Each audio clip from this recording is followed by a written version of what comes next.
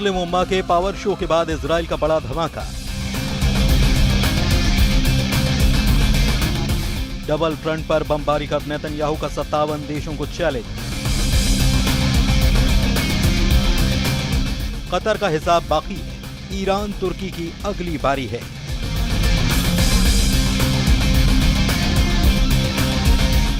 उनतीस सितंबर अरब की नेटो से ट्रंप का एनकाउंटर।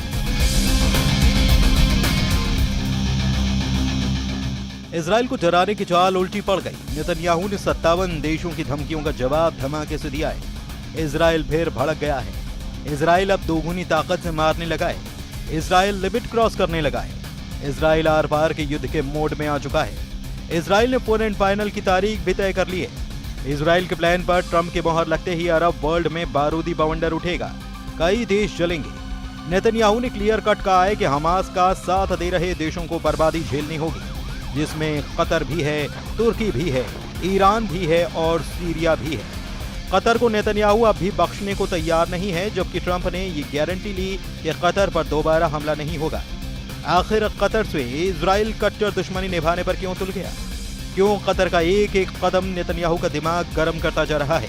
इजराइल के हमले के बाद जिस तरह से कतर ने मुस्लिम देशों की लामबंदी की, जिस तरह से इस्लामिक शिखर सम्मेलन से इजराइल को एटमी धमकियां दी गई, जिस तरह से कतर के अमीर जॉर्डन पहुंचे, वो इजराइल को नागवार गुजर रहा है। कतर के अमीर शेख तमीम बिन हमद अल थानी ने जॉर्डन के किंग अब्दुल्ला II और क्राउन प्रिंस हुसैन अब्दुल्ला से मुलाकात की है।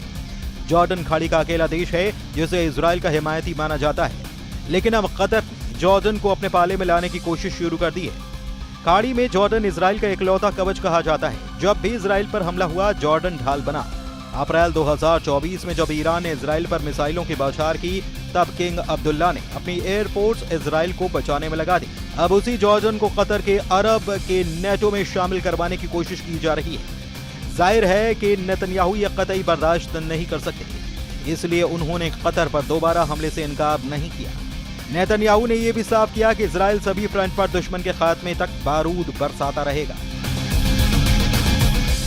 गजा से सना तक बारूदी कोहराम मचा है। इजराइल दुश्मनों को मातम मनाने का मौका भी नहीं दे रहा। यमन के सना में जब हूती लड़ाके 30 ताबूतों के साथ गम में डूबे थे, जब अंतिम संस्कार हो रहा था, तभी इजराइल ने हमले का 2nd राउंड शुरू कर दिया। हूती फाइटर्स के चीथड़े उड़ाने के लिए इजराइल ने मिसाइलों की बौछार कर दी। हमला हूती लड़ाकों के गढ़ कहे जाने वाले होदेदा पोर्ट पर हुआ। इजरायली सेना ने भीषण बमबारी कर बंदरगाह को जला डाला। यमन से अब दूसरे वॉर जोन में चलिए। गजा में टैंक दौड़ रहे हैं, बारूदी गोला दाग रहे हैं। हर तरफ सिर्फ मौत ही मौत है, और जो लोग टैंक की मार से बच रहे हैं, इजराइल उन्हें जंगी जेट से मिसाइल दाग कर भस्म कर दे रहा है। सिर्फ 24 घंटे में इजराइल ने गजा से 4 लाख लोगों को खदेड़ कर बाहर कर दिया।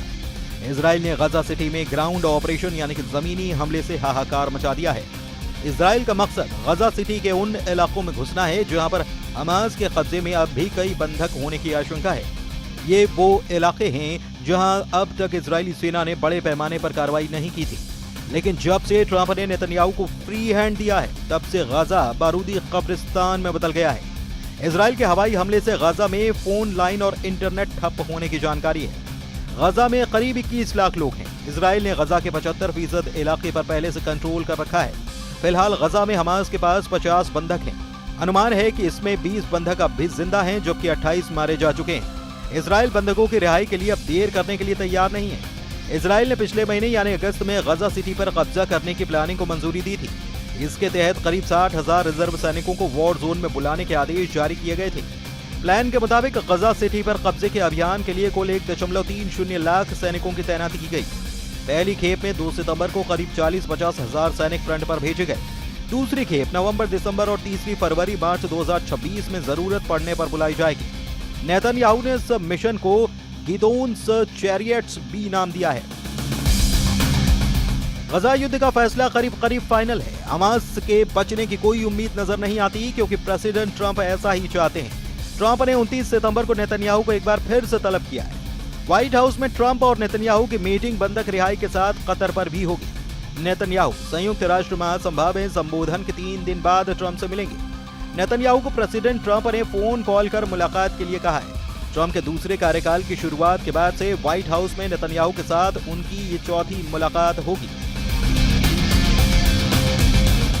ट्रंप से मीटिंग में नेतन्याहू कतर की कारगुजारियों का सबूत भी पेश कर सकते हैं। कतर को इजराइल, तुर्की और ईरान की तरह ही लड़ाका ग्रुप का सरगना मानने लगा है, क्योंकि कतर पर हमास के साथ कई टेरर ग्रुप को समर्थन देने का पता लगा है।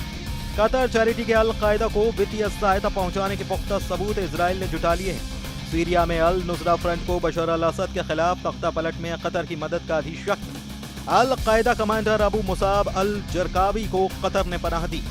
2014 में इराक के पूर्व प्रधानमंत्री नूरी अल मलिकी ने कतर पर टेरर ग्रुप को समर्थन देने के आरोप लगाए थे। एक तरफ अमेरिका से दोस्ती और दूसरी तरफ टेरर ग्रुप के पर्दे के पीछे से समर्थन। कतर पर डबल गेम के आरोप इजराइल लगाकर उसे सबक सिखाने की तैयारी कर रहा है। हालांकि कतर से युद्ध हुआ तो वो अकेला नहीं, अरब वर्ल्ड के साथ मुस्लिम उम्मा के 57 देश उसके साथ दिख रहे हैं।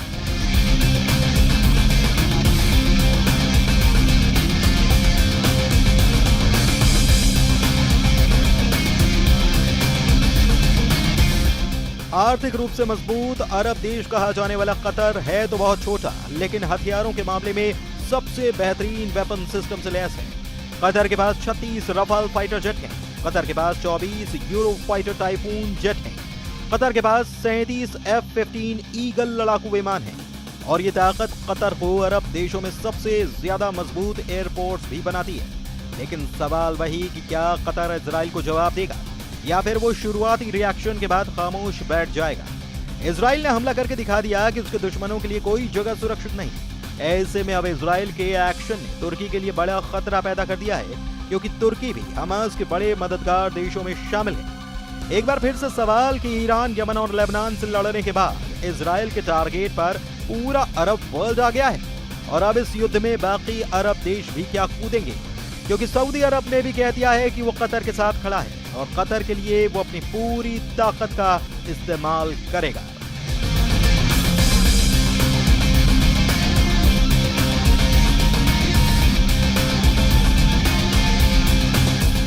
इजराइल ने वहां हमला किया है जो सबसे अमीर देश है, जो सबसे प्रभावशाली अरब देश है, जो गैस उत्पादन में बड़ा खिलाड़ी है और फुटबॉल वर्ल्ड कप की मेजबानी के बाद पूरी दुनिया में अपने इंफ्रास्ट्रक्चर का लोहा मनवा चुका है। इस चमक धमक और पावरफुल डिप्लोमेसी को इजराइल के हमले ने बड़ी चोट पहुंचाई है और यह अरब के गुरूर को चकनाचूर करने जैसा है।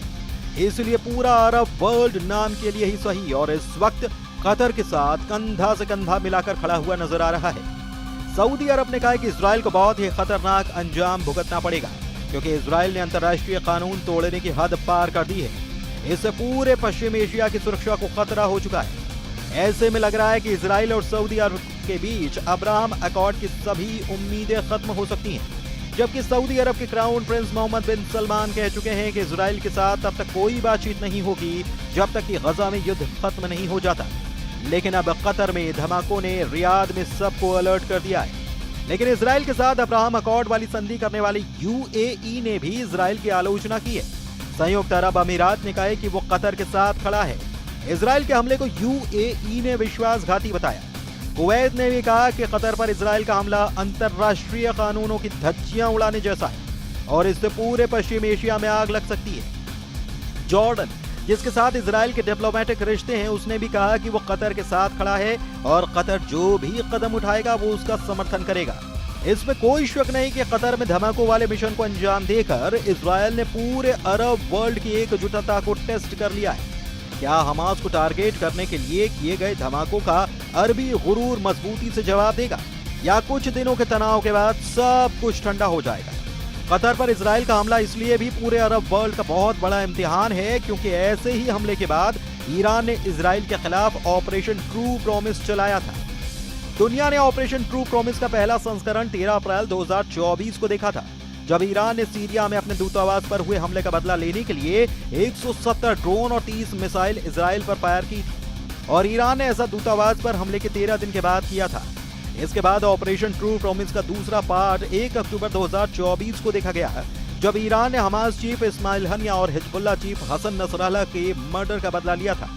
31 जुलाई 2024 को हनिया को तेहरान में ही मारा गया था, जबकि हसन नसरल्लाह को मारने के लिए इजराइल ने 27 सितंबर को बैरूत में बमबारी की थी। इसका बदला लेने के लिए ईरान ने 1 अक्टूबर 2024 को 200 बैलिस्टिक मिसाइल से इजराइल पर हमला बोला था।